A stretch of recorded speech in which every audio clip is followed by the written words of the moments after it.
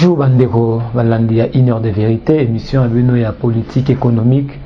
Te remettre en place, te relancer en haut, le lot dimanche. On a occasion même, il y a victoire, il y a Léopard. C'est que Léopard a gagné le 2-0 face à Bénin. Voilà, il y a un match, tu sais qui pour notre petit match, la finale pour les deux barrages, match à deux barrages pour la Coupe du Monde en 2022. Alors moi tu vois les ali bongo depuis à décembre on est à tour de barrages enfin que tu es Coupe du Monde en juin 2022 donc ma chance c'est belé toujours dans le pas oh yo biso tout et PC c'est le bosani moi marabe bosani marabe belé oh to zalaki na yango ni ka souci marabe belé zalaki lelo ina de vérité toyé lelo olobela makamnine ina de vérité. Toujours l'obéla, la réalité. La réalité est passée actuellement sur le plan politique et en Yambo Cannabis. Oui, Bibalobaka, politique, ce qu'on équipé en moté, en équipé. Alors, nous sommes tous appelés à s'intéresser à la politique. Et en union de vérité, pour l'obéla, la vérité, il y a lié la politique et l'économie en Yambo Cannabis. Déjà, on la s'appelle les politiciens. Aux alliés députés, aux alliés analystes politiques, benga biso na numéro affiché na ba écran na yo. Enfin qu'on les gana émission oyo 1 heure de vérité. Yaka akolobela makambo yo zana yango, yaka kolobela parti politique na yo, kolobela carrière politique na yo et puis to lobela ba réalité ya mboka makambo ekene ndenge nini. Ekene nini 2023 bientôt élection kozala. 2023 Tokolobani, bila chef de l'État zandengeni. Tozo lobelango na 1 heure de vérité. Ngo yo za ramuto ni ngoloba. Koloba na balabala te, koloba na libasi yaka kolobango awa. To solo la poza masolo. Alors 1 heure de vérité lelo, to kolobela maramu misatu to kolobela lelo. To lobela opération Kinelenda. Kinelenda, to lobela opération 0 libulu. Il y a un autre l'actualité si Denis Kadima ou Azali président en CENI et Nasuka Petro la marche ou les qui bon lobby marche les lobby na la mouka catholique et puis protestant basangana qui marche lobby y compris FCC et qui n'engeni malheureusement moula et baby saki la chance est tombée côté bateau balinga qui marche sur les anaté. Pour maman n'amboule bête qui lobby et qui terrible. Mais quand bien même que mboule bête qui va marcher qui quand même. Elle marche des salémas qui. Et on toujours lobby la maram oh. Alors on continue à rappeler yo les politiciens, vous avez belé pour la bolingarmine qu'on les raté pour la politique, banaliste politique. Contactez biso na numéro affiché afin que on les gana émission une heure de vérité. Ensemble avec chaîne de production. Tout lobby la une heure de vérité. Alors le lot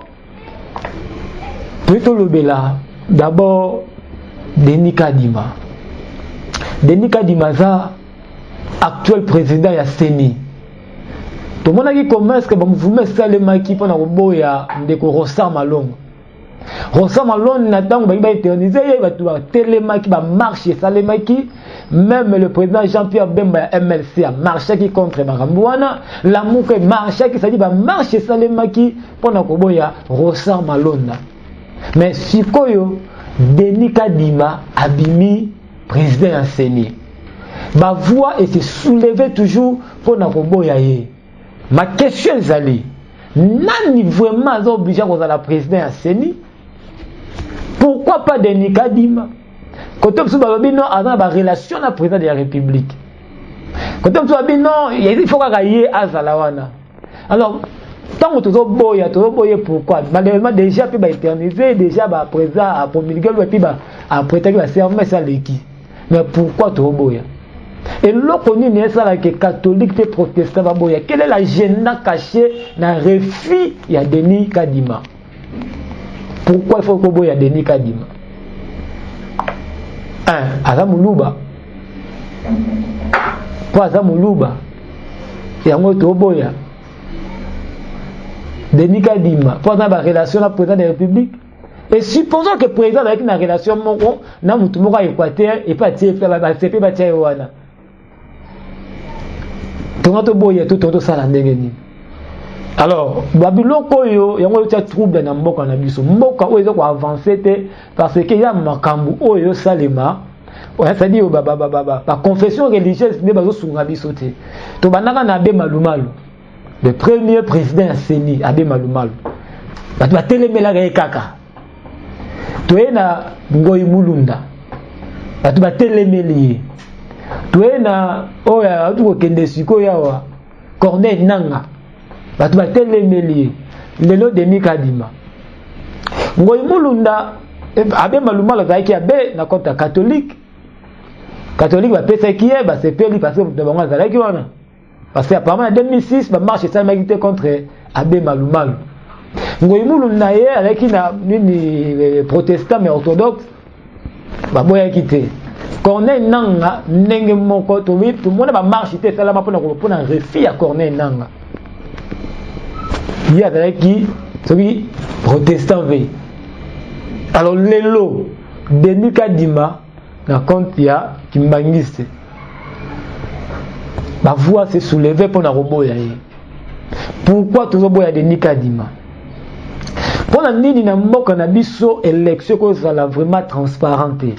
Parce que la transparence élection bandaka déjà na choix ya président ya CENI. Ma confession religieuse. Ma salle ya Nzambe. Banganga Nzambe. Incapable de faire sa vie sur mutu oyo mboka mobimba ba ko fanda kimia ntikana sabino quand bien même que Denis Kadima déjà comme place wana mais bo échouer na mission na bino pourquoi vous êtes capable de faire sa vie sur les catholiques na protestant benani et to boya ngote ce sont les deux grandes confessions religieuses en mboko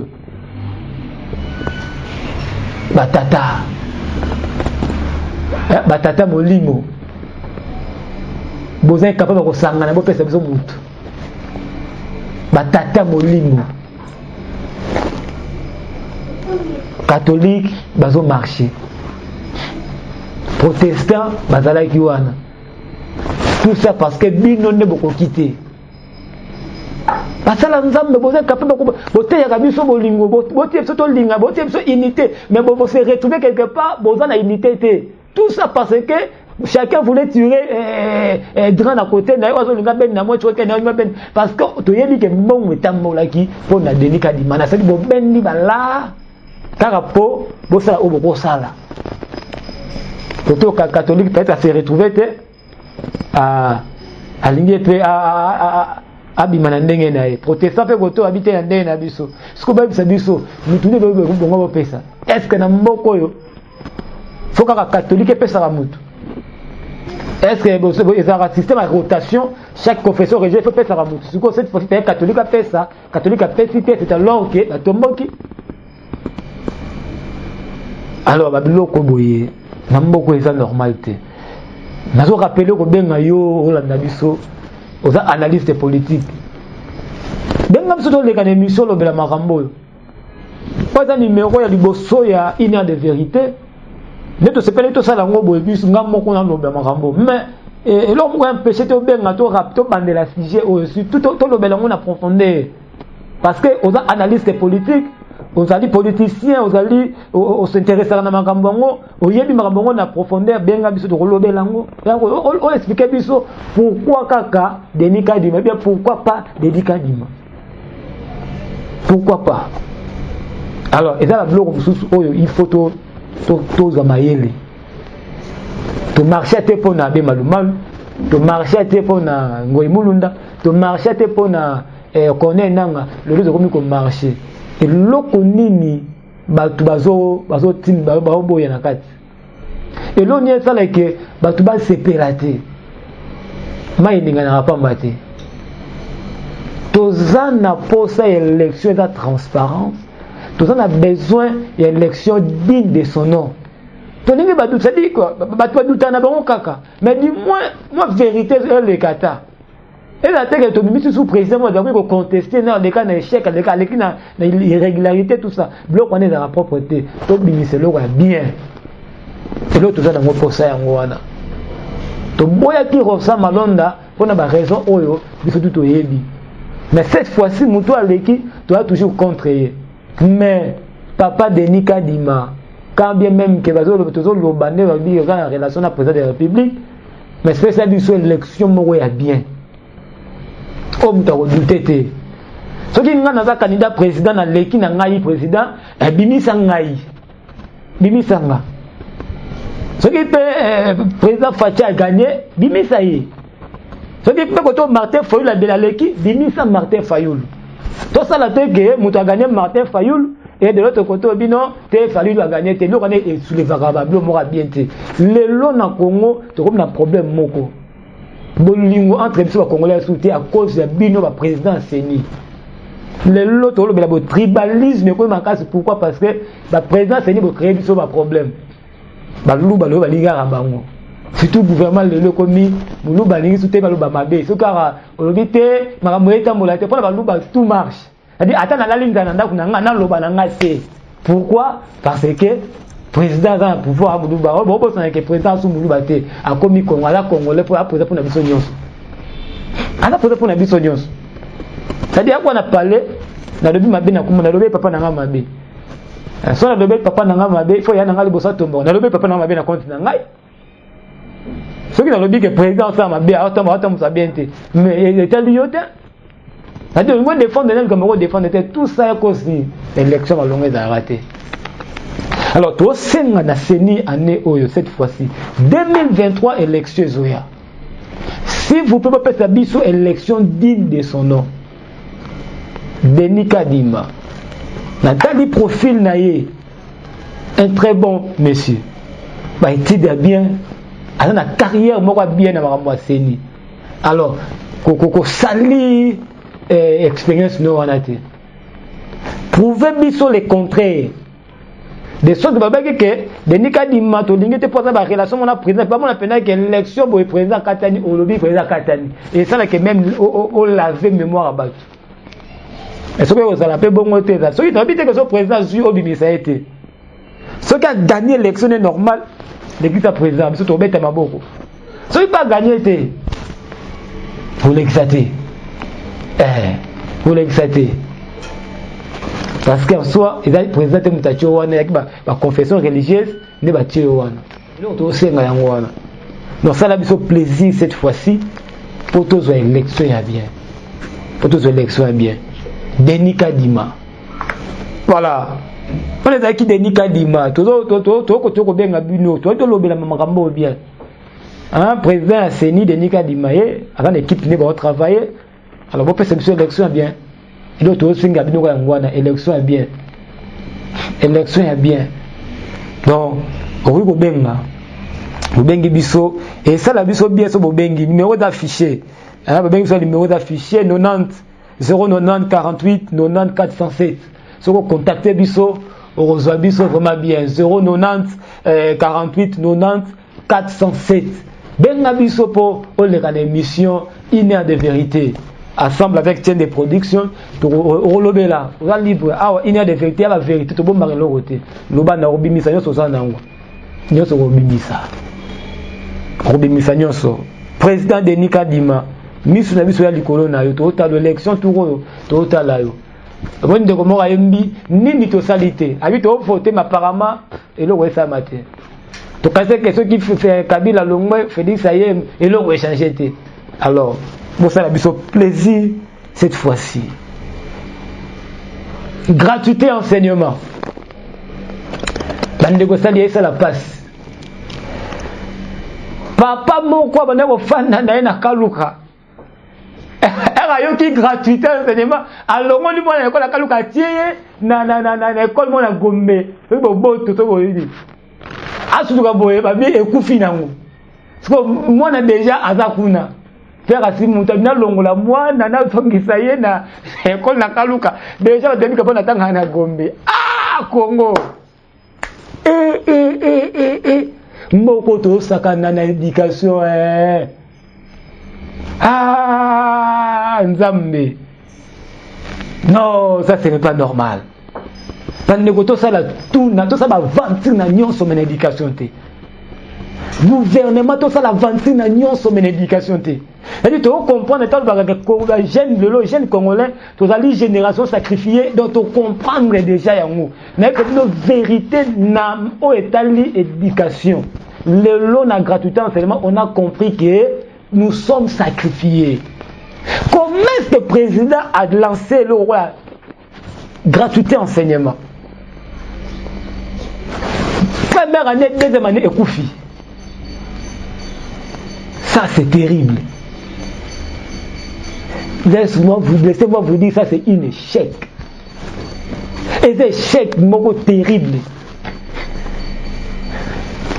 On dit que pour te comprendre. Mais ça veut dire que tu vas combattre. Ce qui te va combattre, c'est à cause de l'échec à gratuité enseignement, président de la République Fatou Béton, avec un risque même en 2023 échoué. Mais tellement que tu vas combattre, et on dit que l'Okwana te bandeko. Fatou a repéré Nini, n'a pas foutu, n'a pas foutu. Na ebité soki mwana moko ya président public atanga na Congo na ebité so pe na tanga ka bandeko bo pesa ngabo tina ko mbo école wana na olobela ngwa bato yebi que yé a lancé gratuitement enseignement pour na bolingo ya peuple congolais to ke mutu nyonso atangisa mwana na ye maintenant yo combattre ngo obi na ozatana lobela na likambo ya gratuité o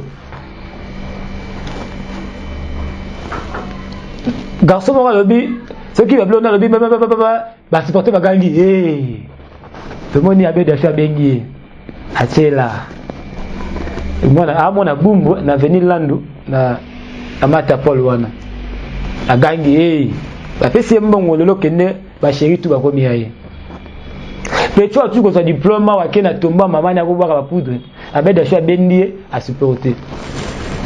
Mais si on a un pays où il y a responsable, un pays où il y a responsable bazali. Quand le chef de l'État a lancé gratuitement enseignement, soit disant que mbongo to ganga na mboko, bakoko bima batie bala. Bakoko bima pe batie bala. Pourquoi pas boyaki ke babino? Bon ngana pesi à cause de la gratuité, ngana pesi $500,000 pour nous soutenir gratuité. Ngana pesi 1 million. Ngana so bo cheki ba mbongo gratuité ngesimba. Ce que le coup la besoin biso batumo wa pamba na ko ba jeune congolais ba tina te to tike to za la base la bongo batanga bien te ba ye bandenga ko ba ye ba droit na bango te ba ye ba ne ko voter te comme ça tato kene élection to pesi ba mo saka loso to pesi ba mo ko loso mo nini polo tout ça polo na bino na wutu ba polo le mal le ma voyaka nango poto voter bino n'est pas député la meilleure façon on va ko ba voter bino ko bo tia ba la la gratuité enseignement pour Simba. École catholique va bien plus non tout ces pélités. Là on va par rapport à l'école catholique. Et là le bosso est ami. Ba salaire minga ba professeur école catholique et là qui moi l'école par rapport à professeur et l'état. Ce que tant le président lancé gratuité enseignement, ba professeur nyonso ba l'état comme futa bango ba comme la salaire ndenge moko. Parce que mutu on a $300 na ba l'état va foutre ça $50 alors c'est la terre quelque part et là ma baisse qui quelque part retour c'est que tant balancer en catholique pas bien jamais visto mamoyese matin boité catholique a télémé jusqu'à ce que catholique a gagné gouvernement a gagné l'état alors l'état a cédé classe zongi ya refuta babi et ça $50 à $300 de 300,000 à 600,000 francs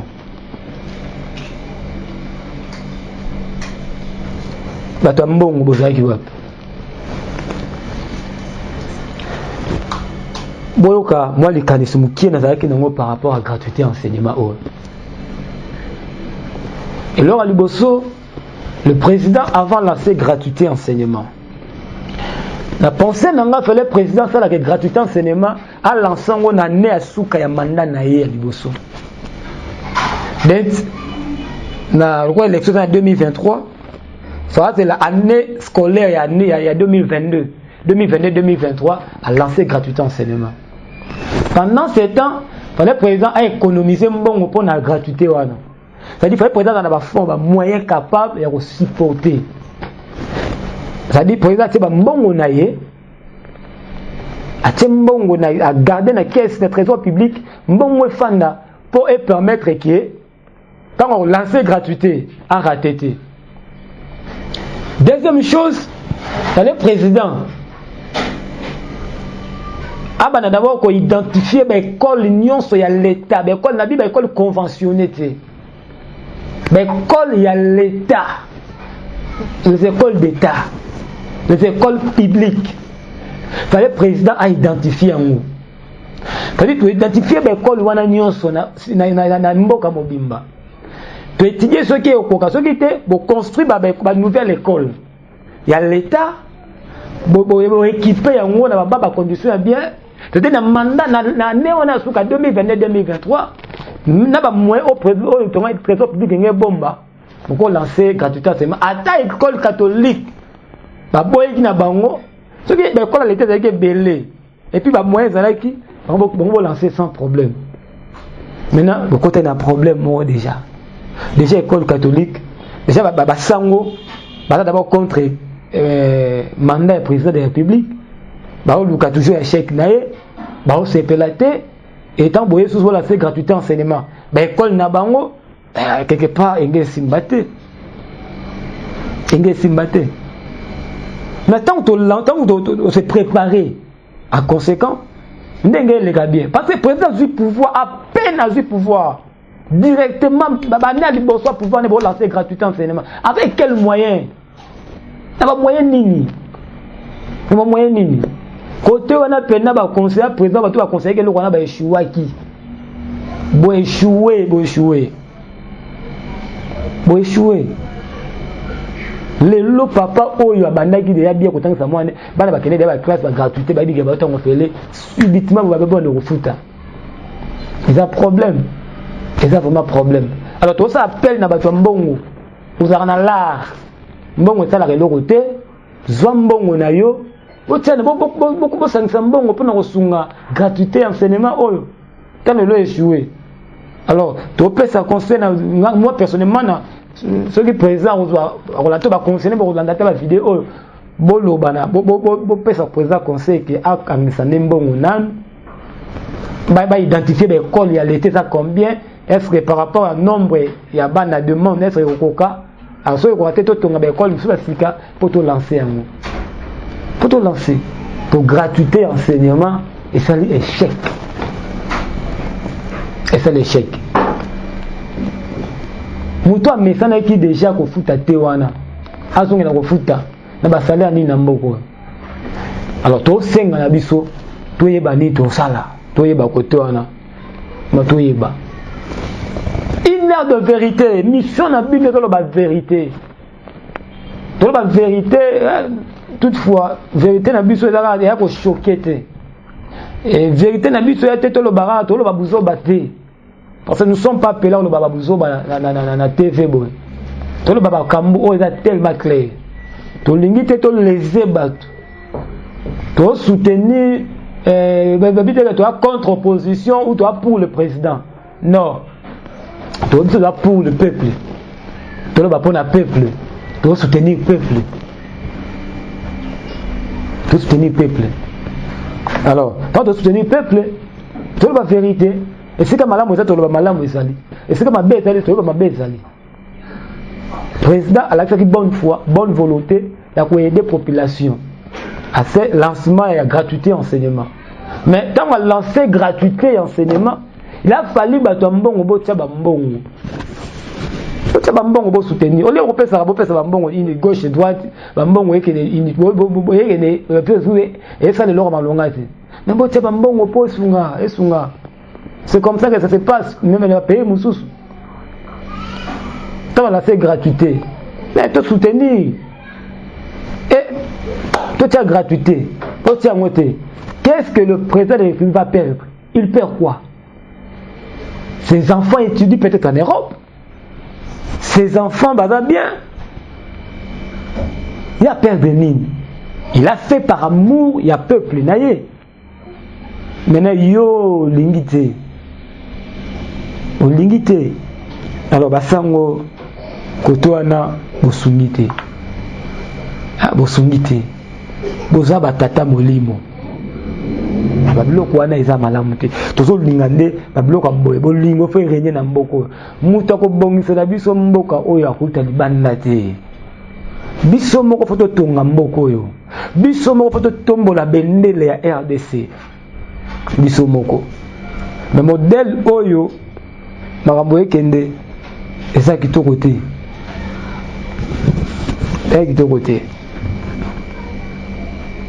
gratuité échoué gratuité simbité papa wana bana kutangisa moi déjà na école wana na Gombe lelo asuka bana balongwe soba balongwe ka déjà classe bandaki aiba déjà ke bana bafuta kaka te mais déjà baniso abaniso ko komisa bana abaniso tu inscription nyonso wana pourquoi parce que il y a un groupe de gens baza contre progrès ya mboka ba contre pas projet président de la République tout ça boza mitema mabe boza mitema mabe boza mitema mabe gratuité. Voilà, merci la chaîne de production baby chaîne de la Kinshasa après ko sala qui na Delhi tout ça ce qu'on a Kinshasa hein maman Isabelle Kumwimba olela ki ba kité chaîne de production Koufi chaîne de production Koufi té baby on peut ça temps voilà les temps favorables tout ça on a précédé David Mboyo bana olela trop tango et l'émission la bino il y a une heure de vérité avec chaîne de production c'est-à-dire là qui la diaspora congolaise nous sommes à Kinshasa une heure de vérité toujours avec Alain Lola Moussa Lanzam opération Zéro Liboulou à Kinshasa lancée par le premier ministre et puis par le gouverneur de la ville de Kinshasa. Objectif et opération Ezaline.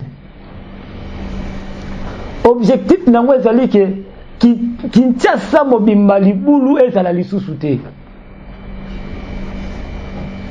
Opération Zéro Libulu eza ke ba acte nyonso ya Congo banzela na biso tuba kunda mabulu nyonso. Pozo bebisela biso ba mituka. Il y a 2 semaines passées na banda ça dit na bambole après comme molar c'est-à-dire vu que les mouvements de gars mutuka moko et puis moi na dégâts on s'arrête gloire à Dieu 2 personnes na kati ba profiter et ba bimi intact il y a qui rave 4 moko boy. Alors le premier ministre Sam Malukonde et longo na gouverneur ya ville à Kinshasa le gouverneur Jantiningo Bilambaka gouverneur Yaspé paix à propre babi Kinshasa plus question mabulu bandiko kunda mabulu nyonso alors la monaki na Wileri wana ba osala ba kunda mabulu ya Wileri na bulo kunezo salema ya on se dit na mbouteillage moko na Wileri ya kosangana te embouteillage fort na Wileri parce que mabulu bazokunda baosala pena babongisela biso nzela wana ezonga propre les autres to lekaka pena mbala moko sako kodindaka na mabulu wana ezaka propreté so kei na kapela croisement kapela kapela kimwenza na yolo okuta baokunda mabulu wana nyonso baobongisa nzela wana bien toujours na kapela na kimwenza wana me kimwenza mbole avant bima côté ezo na yolo wana toujours bazobongisa moi libulu moko so zaiki wana na kaka na kwa mbole baobongisa nzela wana so que toujours na kimwenza wana ozoyo kwa mtu na kimwenza na bongolo kimwenza bazobongisa nzela wana libulu moko zapi baobongisa toujours na kimwenza na croisement na victoire avenue victoire na kimwenza bazokunda libulu wana pe so ko ye ana DGC ko ta barré awa mabulu moko za baokunda yango déjà même na bongolo kutu pona kutu ya pont ba buka ki pont liboso ba osala so pont ya sika mais liboso pont na mabulu pesa maki bazo kunda wana ça dit opération Zéro Libulu parce que mabulu wana tango mituka to denda nde sala ka mituka ba morticier beba uma ka bo tie de production na yunai na ye azo denda so taka tenda mtu munene Oka dendi bona poana ye na mudo mo tefe beba. Sikoyo ba sungiye. De sorte que le boulot dans tout est ouais pour marakola lokola tout chauffeur quinois. Aye ba kate na kota tazo kota kaka. So le boulot ezali un problème. Alors, gouverneur a vu la Kinshasa et on a premier ministre ba lancer opération oyo zéro libulu pour na kokunda mabulu nyonso. Vraiment to encourager lo boy. To encourager ngu. Na musika ate na c'était fait. Ce qui na triangle wana basa faut ba na misala mo kalate pour na mabulu wana. Même na peine, ce qu'on a autour de na peine wana libulu mo tsami maye toni. Parce que là faut ba bonisa. Ozwi nzela ya landu tout na bumbu comme na bumbu na diaso shaba landu shaba na kuana nzela ba mabulu babaka dia mabanga pesa na bakunda libulu soko keina diaso shaba na veningiringi na diaso shaba mabulu ezawana bazokunda ebi misala ezomona na jantiningo bilambaka misala ezomona na jantiningo bila le gouverneur a vu la Kinshasa. C'est-à-dire, alors ça la misala est palpable. C'est-à-dire, alingi sous du boulot à mon côté dans la Kinshasa. Alors ça qui est beau peto, tout le monde a le lobe tout azo combat. C'est ça que tout le bateau lingaki. Ba ONG wana baza subventionné pour ba combat, ba combat ka banzela. Ba combat. C'est comme ça que banzela ba accepter comme ma propre botambola tout ça est à propre. Hein, l'eau a beau toujours luka. Bashatiningo bilamba kozaka watu banaka la wana. Fano yapo obon sepso Kinshasa tout le monde suma bulute. Tout le monde a rango sous tout a besoin penaki na matina mutuka parce que ba bulu mususu ndeto créer biso ba embouteillage. Vu que le boulot mo zana alors chauffeur azo ya na gauche azo kim masuko akimi le boulot pe dali faut ya ko kanganzela mususu l'état biso bozo zelaga et créer ba embouteillage. Or so ma boulot était embouteillage pe oza vraiment limité. Nde biloko aboye to senga ba biloko aboye jatiningo bilambaka le gouverneur to apena posa na yo na inia de vérité to na makamto to tuna mituna ou ensemble na mamazando to za wapi to za posa na yo parce que je serai là to zo bate misale zo sale mato e sale mate na sana nga kote wana tema to na posa no poto lo bela makambo ngo wa to lo bela ona yo moko na yo moko ngobila mbaka Gentini le gouverneur a SPP à propre le gouverneur a SPP à propre Gentini ngobila l'honorable dit yeli par le bingiringi bopeto tout le monde a toujours comment est-ce que fondation film fondation yeli molangi edi ba continuer ko kombaka toujours bopeto c'est comme ça que to luka aya ba honorable ya bongo yo peto sana posa na yo liza ne malemba na selema babi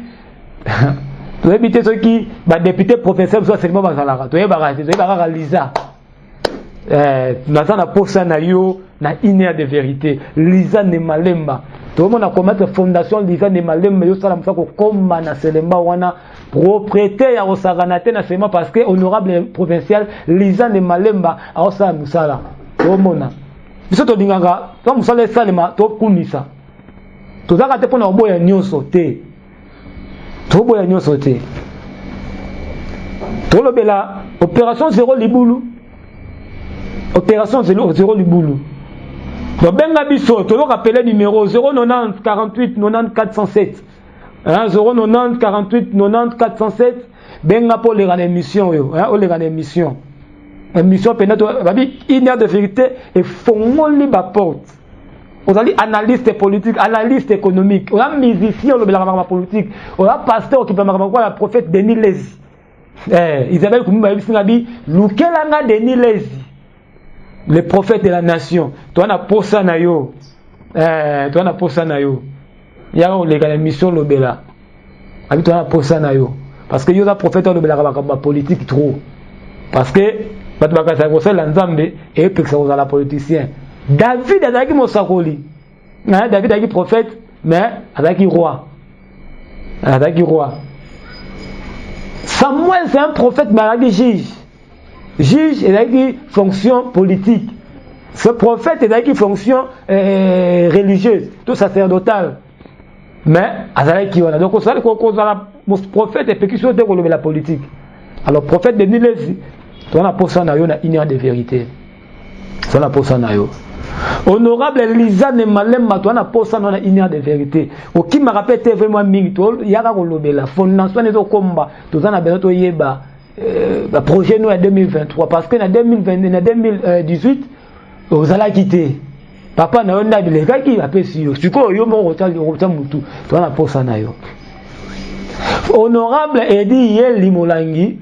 Babik ngiringi meza yo batu bazo banga ko tali bayana ngiringi po bayibi ke yo zawana babik ngiringi yo abujakati to la posa na yo yaka to lobela bo ngiringi bo peto avec l'honorable honorable Edi Yeli.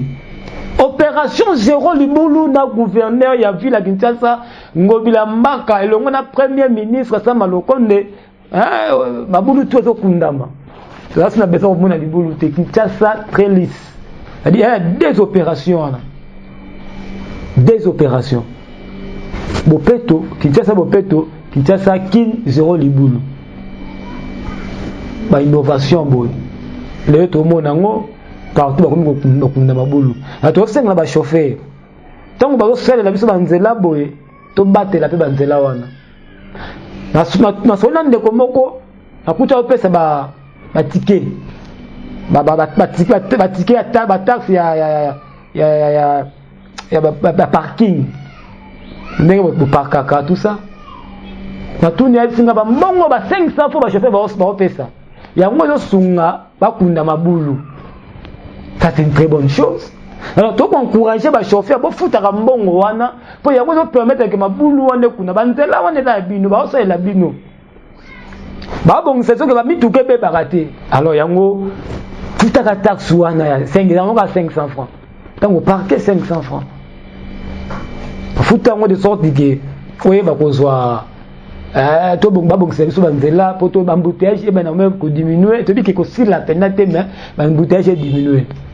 L'embouteillage est diminué. Donc encourager la bleu et ça va tellement bien. Ça c'est une très belle, c'est une très bonne chose. Hein? Opération zéro du boulot. Et ça opération surtout lingi to soutenir yango. To bo yango te. To soutenir opération zéro du boulot. To soutenir yango.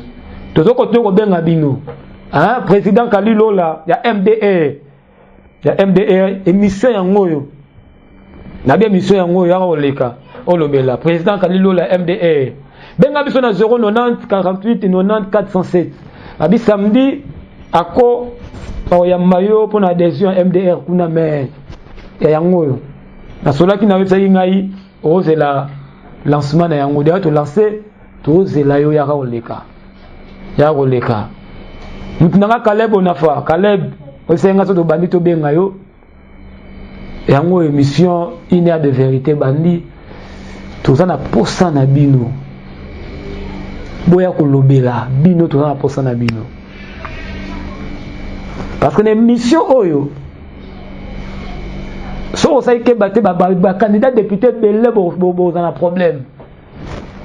Parce qu'il y a une heure de vérité. Potokotanda ba vérité mususu na mission yo za yo pour postuler même na commune yo ngo que on est un problème. Et ça problème. Quand on dit yaka awa, yaka déjà aux contact na chaîne de production. Pourtant on en 2023 on a chargé na batu po campagne to ko sala ba campagne to ko lobela makama belé alors yaka déjà ko zala déjà ya ko ta kombo ya ko te da kombo ya ko makaro ya ko carte pas chaîne de production pour on a la difficulté té. On a la difficulté té.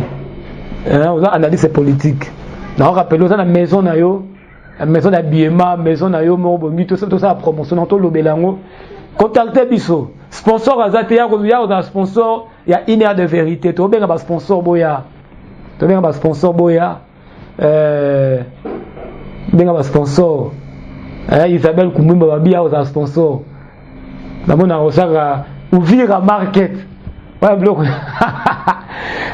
Uvira market boya kozaba au sponsor bo soutenir aux activités to lobelat Tu as dit que mission politique et économique, tu as touché social tout. Donc, il y a kolobela, makamunayo et zalabian. Il y a kolobela avec une heure de vérité, tu as la vérité, tu dois apprendre la vérité. Donc, la diaspora congolaise, tu as une mission la diaspora congolaise, na Inde, na New Delhi, la diaspora congolaise, nouvelle version. Maintenant, tu tiens une heure de vérité. Ah, quand tu as la diaspora, tu as ce qu'on a fait à Congo, la Kinshasa, donc, tu as une heure de vérité. Une heure de vérité, tu as sur le plan politique, la politique, économie, sociale, tu as on a bien bino, un politicien, ou un pasteur. Même si on a besoin de mission, un pasteur, on a avec pasteur, il y a une heure de vérité au lobela. Au lobela yango, et ça va bien. Avec chaîne de production, tout ça, on a toujours, maman Isabelle Koumima, ou Vira Market, babi, boyande kotia maboko. Tolingi teke ndenge za ikiawa, président la seka tout enseignement katambongo babomi bambongo échoué, toto le babomi babomi na oloba. Teto tchande bambongo sikoyo na une heure de vérité pour mata. Une heure de vérité. Une heure de vérité. Opération Zéro Luboulou, on a rappelé que le gouverneur a lancé ensemble avec le premier ministre. C'est le premier ministre qui a lancé l'opération. En fait, il y a un Maboulou Nyonso. Et à part l'opération Zéro Luboulou, il y a une opération qui a lancé. Vous rappelez le numéro 090 48 90 407. Bien sûr, le numéro 1. Opération qui a lancé, opération Kid Elenda. Voilà, c'est le président de la République qui a lancé. Kid Elenda. Alors, opération Ezanine. Ça, c'est plutôt maille et puis courant. Stabilité à maille et courant à Kinshasa et à Congo Mobimba. Dans Kinshasa, tu as un problème avec maille. C'est pour lancer l'opération, on a présenté pour lancer une usine de purification maille à niveau de Tchouka Awa. Présenté pour lancer. C'est-à-dire, usine ou et après on a alimenté maille dans la commune pour maille bonga. Ce sont des histoires comme ça que tu dois soutenir. Facture pour les oya. Moi, malheureusement, ça a raté. Moi, je suis un guéringui. Maï écoute un guéringui dans le bâtiment pour t'arabie. Mais courant. Le président là, c'est qu'il Elena pour pas bon ça courant. DG Kayombo. On a bien vu combien de fois? 3 fois. Courant. Courant, papa, courant. Alors, tu as un simanabino de sorte que bon c'est le courant avec ça. Au moment de l'émission, tu raté 3 fois, mais pas courir ça l'a raté. Tu profiter le lot dimanche, donc la léopard a bête un sentiment pour faire ce courant pour avec le léopard au bête, tu tourner l'émission. Alors, on a besoin de courant et fan qui ne l'ende pas pour fan de sa courant. Alors, tant que courez au bonga, mais au bonga, yo peut mon qu'il faut ta facture na yo. Au fond, ça va partir na palette. Faut ta facture. Quel est le faut ta facture pour courant pèse la à traiter matériel et salement. Opération wana ezali pour maï na courant et bonga na ville à Kinshasa. Président Lasaki, opération Kin Elenda. Tout le monde a maï kalaté bon na maï au fanda bien. Courant a rebunda na yango. Courant a rebunda pour fanda bien. Bon, mon à côté, Nicolas Kalaté na passa côté l'autre côté Union européenne na juste Simone Place au côté Kalaming te bazo te la bino courant côté wana ba te bino courant côté wana nanjili brasserie côté apoko ba cimetière ba côté so ba te la bino courant ça dit misale zo banda Kalaté. Surtout les brasseries en courant au côté de président public d'inauguration le 31 décembre. Parce que l'opération qui ne l'aide avec le président Fatih Béton, et donc pour courant et panda partout, maille et côté partout. Et l'autre va soutenir yango, l'autre président alingi yango wana. C'est-à-dire courant fait fan la stabilité à courant na maille. L'opération qui ne l'aide.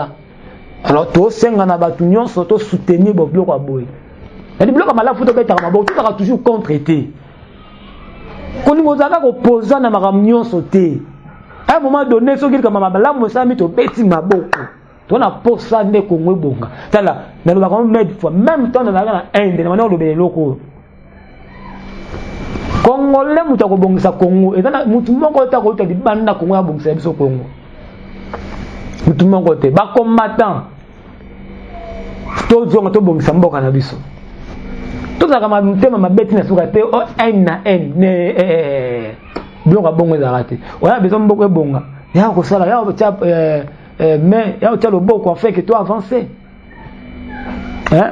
De production na moyen na ya molinga ko na bongisa mboka ananzela média atie ba matériel na ye to lobela makambo tali mboka na biso message ezoleka yo poza na domaine na wana cha lo boko to c'est comme ça que mboka e ko avancer mboka ko avancer na ba critique te ko zwa to zui caméra te wana ba bani ko loba no kwa YouTube esunga biso singa no ndengo lingi critiquer même sous so moni ya mabe olobi ya malamu pe le ka pe ka ndengo critiquer ya mabe ya pe ko encourager ya malamu. Nous encourageons. Opération Zéro le boulot, il y a gouverneur, Jean-Tini Ngobi, le gouverneur a propre PSP, Tobet à ma boque. Tolobeli a Ngiringi Bopeto, avec honorable Edi Yeli Molangi. Film, Fondation Yeli Molangi Edi. Chaque tongo kuta ONG ya Fondation Baokomba. Chaque tongo. Chaque tongo yango glodi tene musupo beta tout na ngiringi ozo ba elema pour des fois to lo ba comprendre été ba ka to lo ba pour lo ba tadi bo mona ba image ba elema comment ba komba wana to beta tout na selemba bo mona ndenge nini fondation Lizane Malemba ba okomba Lizane Malemba honorable ya selemba bo zaka mi balema yo mo kam to sala musala na selemba to mona ayo mususu ba misusu go ba kosa ba kenda onga mona selema ake même ko kosa ke na école ba batanga ko fele lokuta luvunu na yo lokuta na yo nyonso na pamba honorable Lizane Malemba chaîne de production dans la poste no foya woloba nazo benga yo na pesi invitation déjà honorable Edi Yeli na invité yo na pesi invitation ya ka le gouverneur et à propre PHP Jean-Tini Ngobi Mbaka avec beaucoup de respect mon gouv invité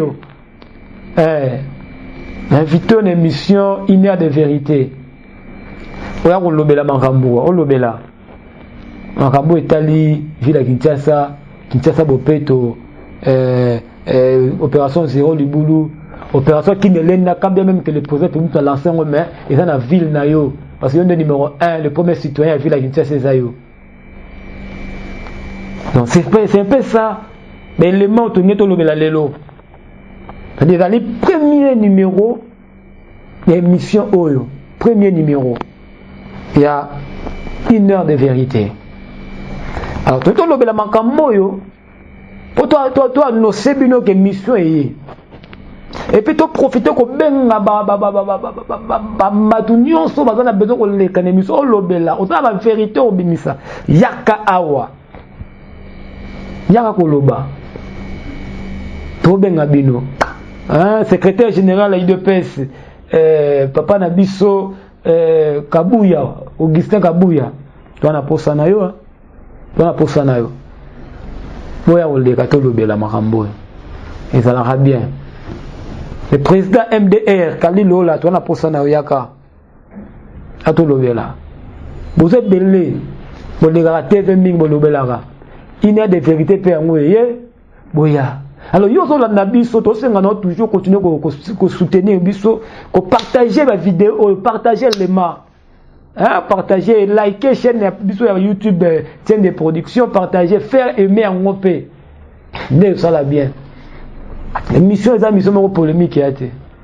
Les émissions oyo, tu as besoin de mayele. Tu as besoin de finga bato ate. Piara ko lobela ne. So ça na belle mate ko yate. Parce que toi, la vérité, rien que la vérité. Tu dis que tu as fini la biso bateau, oh non, jamais. Il est temps, il y a les gars pour le bel là, c'est la 2020, tu peux pas sabat. Parce que biso n'a une vérité. donc ça va contre campagne ba tukande to fandia oleko oko sabatu kaka ndena fandia na koloba tadi na otanga na communauté pona pona otanga ba komba ba tuté mais na koloba kaka par rapport ya place yo ko sama comme na yo ba tu comprendre que oyo amutu mabe alors na yo na bisio nous quatre de production er yango yo hein to obanda déjà oleka to ba tuba yeba yo tant ko leka na 2023 wana et ça sous problème té au les camarades sans problème. C'est comme ça tout le bela. Une heure de vérité. Voilà, nous sommes à la fin de notre émission. Une heure de vérité avec votre simple serviteur Alain Lola. Et Longo Bongo na équipe Mobimatien de production avec une heure de vérité. Hollande Bisson aux États-Unis, Hollande Bisson na Inde, David Mboyo na maman na Bisson Nathalie Mabondan, Hollande Bisson na Chine, Hollande Bisson na France, na Belgique, na Espagne, na Suisse, Hollande Bisson na Congo, Brazza, na Afrique, d'ici partout na Angola, Bozali et surtout na Kinshasa, partout Bozali, Hollande Bisson. La personne merci mingi aux qui pena tano koyoka biso. To dobeli makambo etali gratuitement seulement ndenge lelo échoué, ngana bengi yango échec. Nga. Échec non pas parce que le président a échoué, mais échec parce que dans a battu ba sepelité ba combattre yango. Alors, nani a perdre. Nani a perdre. Est-ce que c'est le président ou même au succès des parents? Lobby beaucoup de voyants bandé comme boto to dinga ensuite.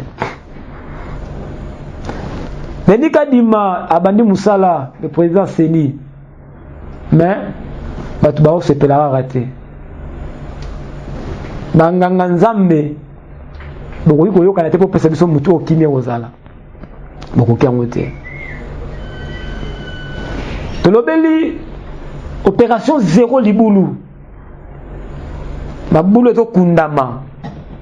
Kinshasa mobimba ba kundama mabulu. So kena mo kaliba kati ba na njili ba kundama mabulu. Donc le gouverneur ya propre PHP Jatiningo Bilambaka asa musala ilongona le premier ministre ya jeune. Le premier ministre ya biso ya jeune Sama Lukonde. Alors ba trotter masala de musala. Azana ba guerrier na ye ba travailler toujours. De l'obéli opération qui ne l'enda président Lasaki. Pour courant na mayi et fanda malamu na Kinshasa. Et na bonne sanité pour le félicitations na ba jogo na biso nyonso mukoko amale soso bale ya osakanate lokolo peli moto centre coup de tête ben malango deuxième bien côté benne ba perdre espoir. Alors tout c'est dans le début décembre match de barrage et comme biso na Coupe du Monde. Équipe nous sommes coupés dans le pan dans cela na comme on est au parce que coach Hector coupé dans le bail qui va faire ça état asa expérimentaire au Sakanate. Alors même ma biso mondial depuis to bota mana to mona le pan mondial te mais to c'est pas la équipe mususu. Au moins mususu abinga comme français, ngana comme sénégalais ngana po atala ka ba na coupe mais tout oyo mutoko sala soki français soki na Congo on s'atte pour biso toute mise se faire fixer vers le pan na Coupe du Monde. Donc doit encourager la bloc à boé. Donc merci Nabino Nyoso, Bolandi Biso, partout Bozali, maman Isabelle Koumimba, Pesubino merci, Mbo Théâtre et Panayo, Tienze Glody, Tienze à la production va Tienze, Mbo Théâtre, Jeton, pour tout petit Nangamoko, viens na yo, on est là qui peut trop, na ben yo me yete lelo, mais viens na yo, Pesubino Mbo Théâtre Zali, Kapalai, Yabakapalai. Yannick Kapalai, de Best Alain, Patrick de Best, Bambote a trop bisika tout bon na biso na pesibino Bambote. La commune a souka ya mission. Yo zali sponsor, contacter biso, on a la boutique, on a l'activité, on limite lobela yango. Allez lo laza wana pona lobela et longo na chaîne de production d'émission il y a de vérité. Pona lelo ngai na sukiao. Bye.